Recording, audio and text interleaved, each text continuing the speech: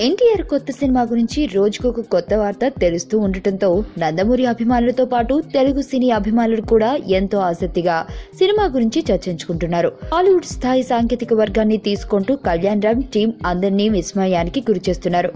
ముందు నుంచి అనుకుంటున్నట్లుగానే ఎన్టీఆర్ ఇందులో 3 విభిన్న పాత్రలు కనిపించే విషయం ఇంకా అఫీషియల్ గా తేలనప్పటికీ ఈ పాత్రలకి సంబంధించి చాలా ఇంట్రెస్టింగ్ న్యూస్ ఒకటి మనకి తెలియవచ్చింది.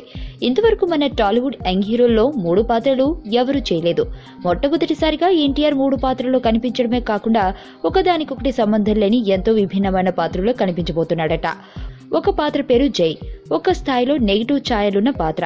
అలాగే రెండో పాత్ర పేరు లవ, పోలీస్ పాత్ర. మరియు మూడో పాత్ర కుస, లవర్ బాయ్ పాత్ర.